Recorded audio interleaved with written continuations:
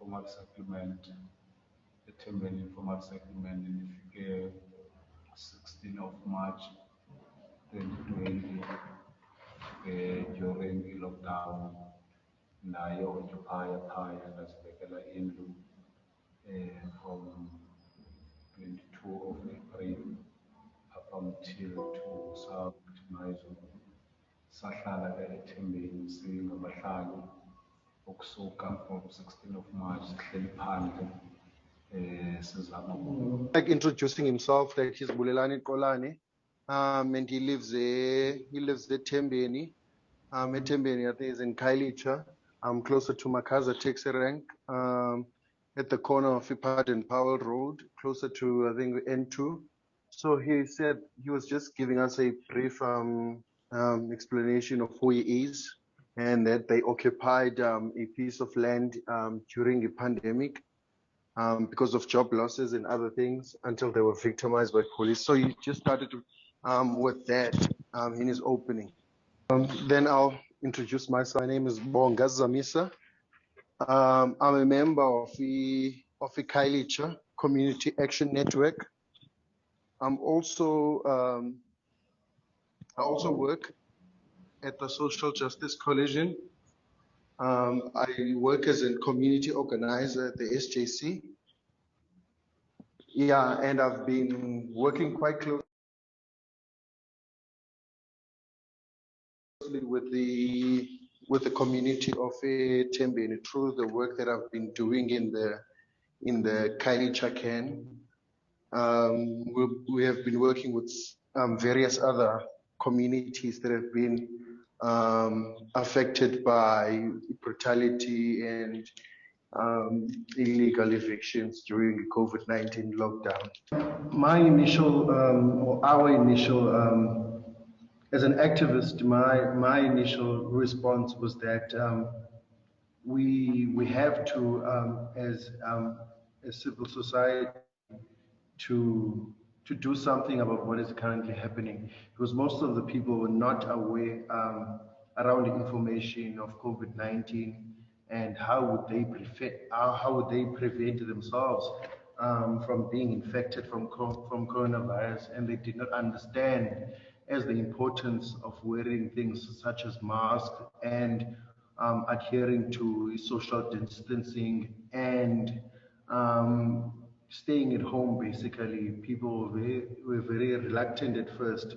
So yeah, as activists, our first initial reaction was we need to, as part of Kailicha, we need to go to some of these shopping malls that we meet people, and we need to do the work of awareness around COVID-19, and we need to ask for a donation so that we might be able to give some people who don't have a mask that we see in these shopping malls and public spaces. So that's when we started doing the work of the awareness when the lockdown just started.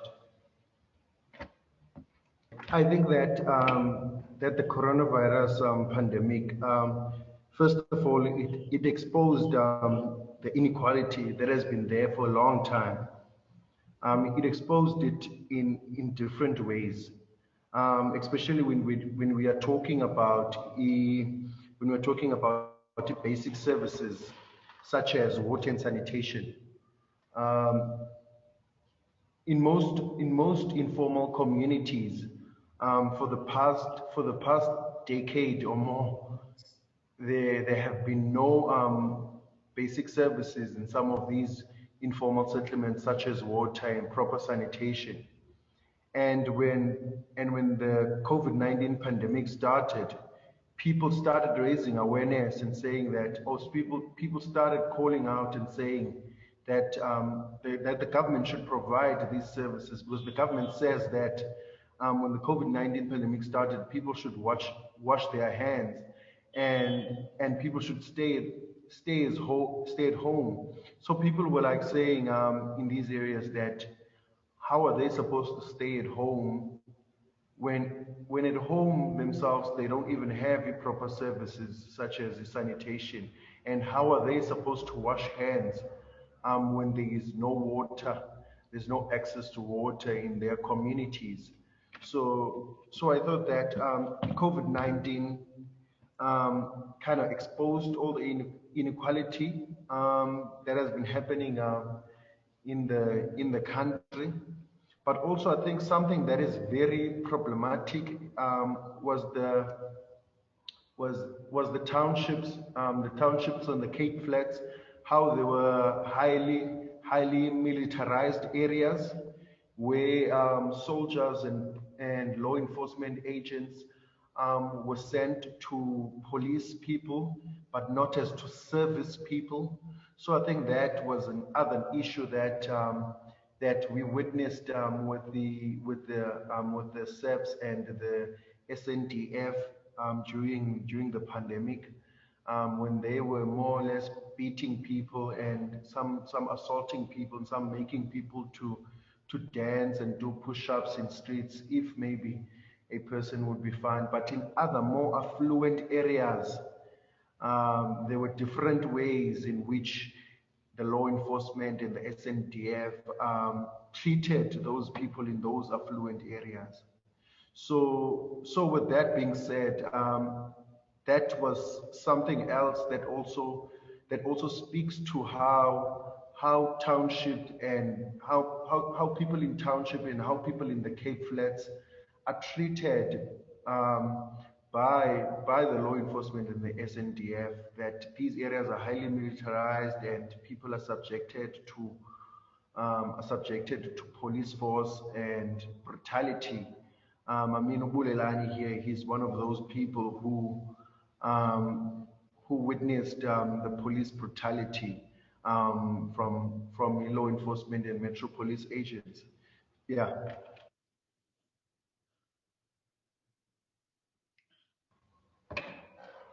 I was not right anymore in life because now I'm stuck in the life I'm stuck in. I'm not moving the life. I'm not going there in the future. I'm stuck in. But me, still, I want to go on in my future. So now the stop it. The life is not the right anymore. Even in a community members, community leaders. Even me, I'm community leader of the community settlement, Temini settlement. I was the first one to build the house there, occupy. So, I'm trying all the means to push together about the life, but anymore, the Bongo on the way, I'm supposed to communicate all the time because I was here all the time, supposed to about the counseling all the time. Oh, Mr. Qolani, you can't go that to focus there. You must go on the way. Yeah, so don't feel the right one, my friend. Serious. Since then, you are not right. Even that video, I cannot see even the last time. The first one they see the video.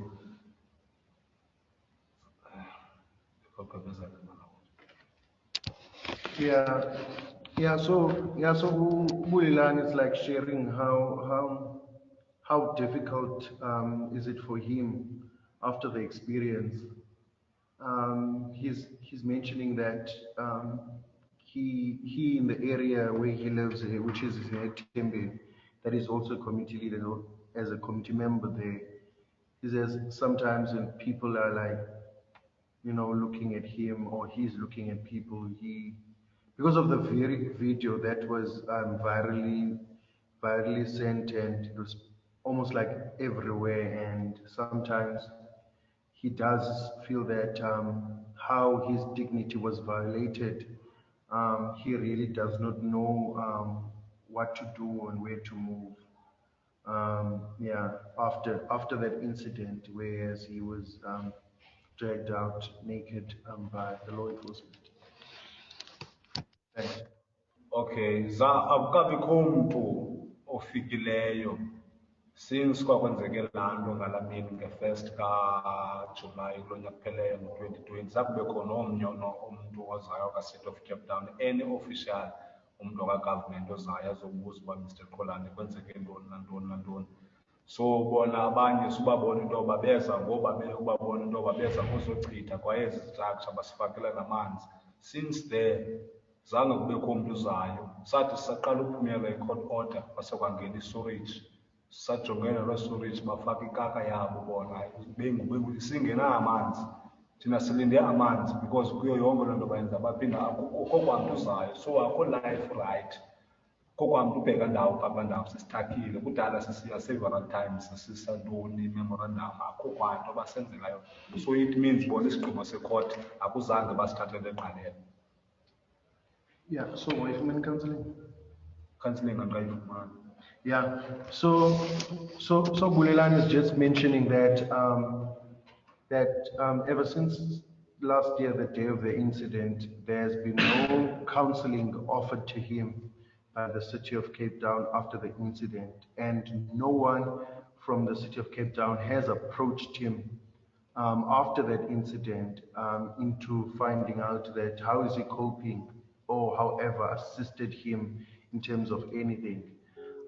He's also mentioning that ever since that, there's been even no communications, even with his area. The city of Cape Town has refused to provide any temporal basic services to the community of a Tembi, which is such as what he's saying. The only thing that after that incident, the only people who were around the area were the law enforcement when they were there monitoring who's occupying and when and which structures are new and which structures are old.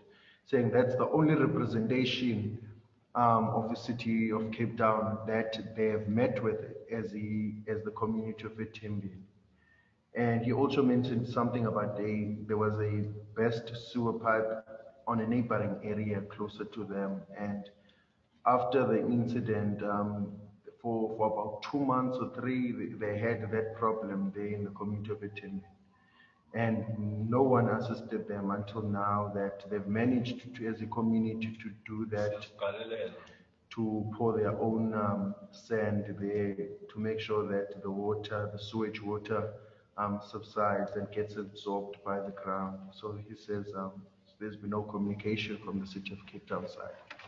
So uyabuza just uba ngela xesha kwakukho le nto ye-pandemic ye-lockdown yayilithuba ugovernment esithi uzakwenza laa nto kuthiwa yi-dedensifying, which is kukuphungula abantu from ezindaweni and then abanye ababeke kumhlaba olungileyo. So uthi ke ngoku wena ufila njani njengaloo nto njengoba loo nto zange yenzeke? Okay, so from my side, I think that the government really showed us that there was actually no political will from the government side to change the lives of those who live in the poorest of the poor, which is the communities that are vulnerable.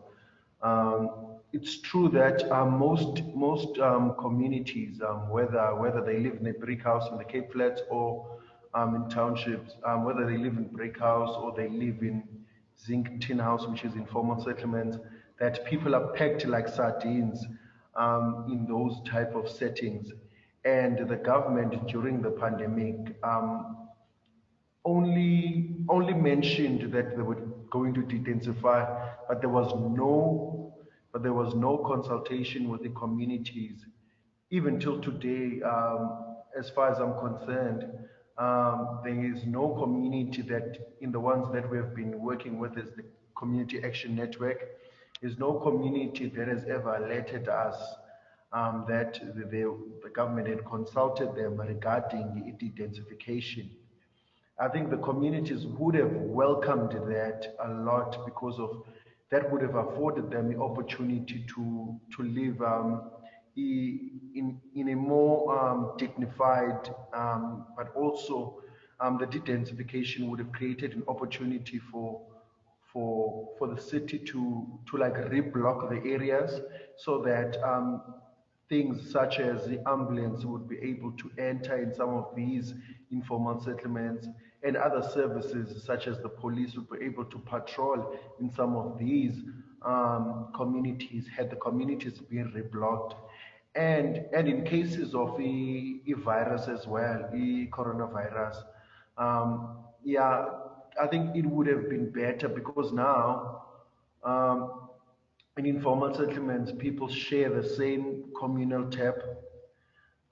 People share the same communal toilet, and these type of toilets that are provided are like chemical toilets, which are the temporal toilets that the city gives to these areas.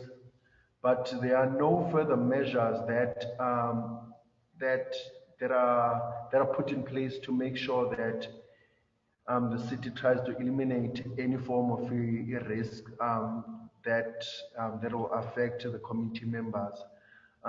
Yeah. So anything you want to answer, mhlawumbe impendulo malunga nala mcimbi we-dedensification okuphungulwa kwabantu ufila njani njengoba loo nto zanyenzeka? Andisifile kamnandi because eyona nto abayenzayo badlala ngathi abantu baka-City of Cape Town. And ngoku City of Cape Town uyazenzela kubantu abamnyama. Zonke izinto, uthetha izinto phaa kezi ebantwini and uyasigqibela. Le nto singayifuniyo. Makeze kuthi uCity of Cape Town angasigqibeli.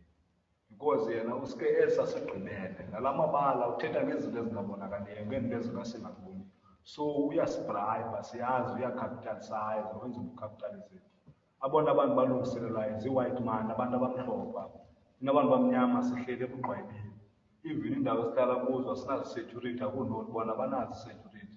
But thina when it comes sizama ukuzi-security, base bafuna ukusetsha bona bengamapolisa ka-City of Cape Town. Uthi wambuza umntu uskip authority, ngubani okunikeza loo authority siziphatholela thina singabahlali.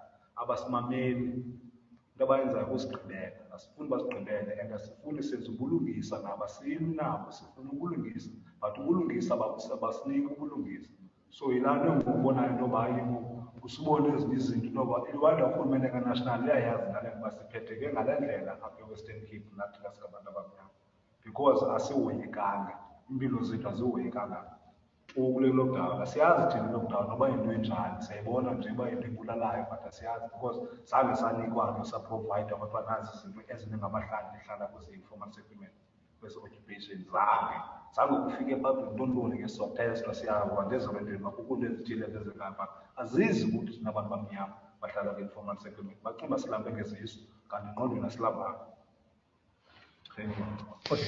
So you mentioned quite a lot of things, but I'll try and summarize it. But most importantly, he said that there has been no consultation whatsoever from the government side with some of these informal communities. There's been no consultation, and there's been nothing that there's been no incentives or whatsoever that has been provided to them. He even mentioned that even the testing centers, they only heard about these testing centers on television, on radio. But as far as them concerned, there's been no consultation that the government has made with them. They said that in lockdown, they only know it through television because of there's been no communication from the government side to communicate with the residents and say this is the lockdown and this is some of the measures that the community should place, and this is some of the commitments or things that the government is also putting in place to make sure that people get access to health services and other things that would kind of assist them and prevent them from having the coronavirus. So he's basically saying, yeah, the only thing that they know that they knew during the pandemic was just the victimization and the brutality from SEBS during the pandemic. Yeah. So uyabuza ukuba mhlambe ingaba uyazi uba mna ndithethe ngento yokuba i-ambulance azikwazi nongena e-erini. So uyabuza ke ngoku bekuba njani mhlambe for abantu abagulayo, mhlambe abagulayo umzekelo mhlambe i-COVID-19 bebesenza njani okanye benza njani? Kuba nzima because funeka siqale siconsulta amapolisa, sifowunela amapolisa thina sisi-community leaders. So sizame because i-ambulance ayizi without amapolisa, ayingeni kwa ungena kwi-informal settlement. So kwi-settlement sitrithwa ingathi singabantu ingathi ngabantu asiyazi masithethwa ngabantu abanjani, asithethwa as abantu thina abantu bahlala kwi-settlement. Asinikwa ilungelo i-rights njengabantu abahlala eziteleni. So asiyazi uba ifike iqhawuke ndawo ungastil nalapho belapho utemplate khange eze kuthi kudala simthiye emyeni utemplate simbhalele i-request simenzela zonke izinto i-email. Usikwazile ukuza apha sive sekuthiwa ulapha elitapha kwizindlu i-complex akakwazi ukuza kuthi thina abantu bahleli sizodwa because xa esibiza ukuthi sisi-land invaders sithi asizo-land invaders sine-ID apho. So wena sukuthi xa usiza engathi uzasikhepha uyasicalula sekucela kakuhle sikubhalela i-email sikuyele sikusele memorandum but ngoku uza kubantu bakubize kuqala. So ithini into katemplate? So yile sicelo yazi uba thina sikwalifayanga because sibebalekile okanye ithini nabantu abahlala ezokuphi. Siyacela ke basicacisele ukuthi. So wethilantuza ukhona umuntu mhlambe weke wane-coronavirus okanye wagula wancedakala njani?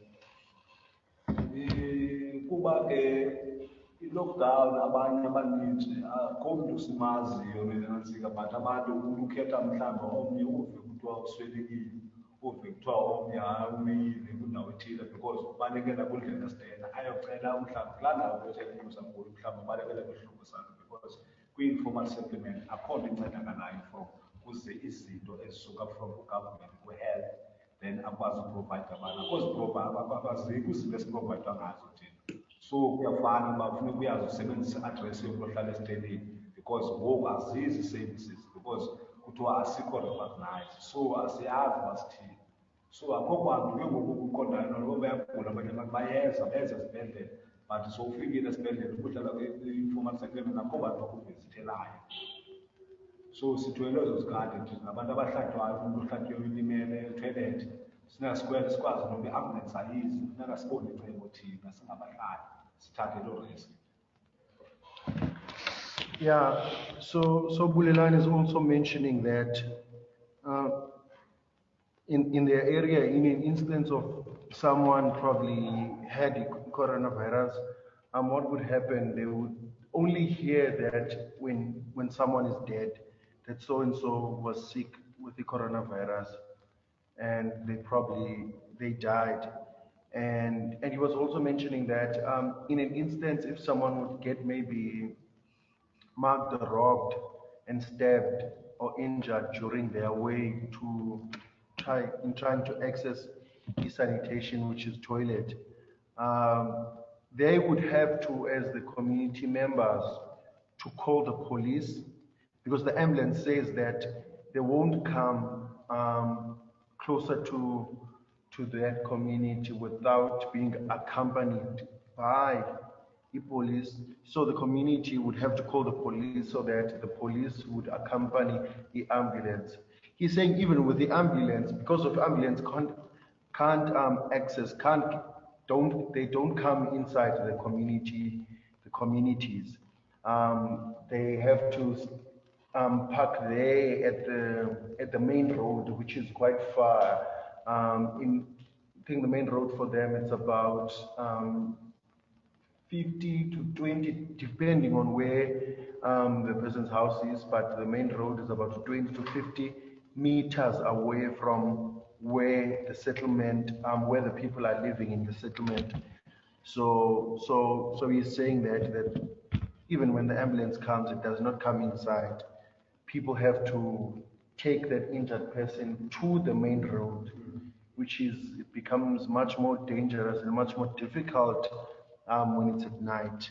And he also mentioned something about Mayor Denplaat saying that in many instances they tried to approach by writing letters and emails to him, but instead they heard that he was around Khayelitsha to a close neighboring area, which is I think Elita Park. He mentioned that he was there and saying that this was clear from the city's side that their lives don't matter as people whom are living in townships and in Cape Flats. That often many times the city ignores them and calls them land invaders. And Bulelani correctly put it and said that they are not land invaders, as what Templato says. They are occupiers. They can't be land invaders in their own country with with their own ID books. That's what he said. He said that they have a right to they have a right to shelter, and they can't be land invaders in this country.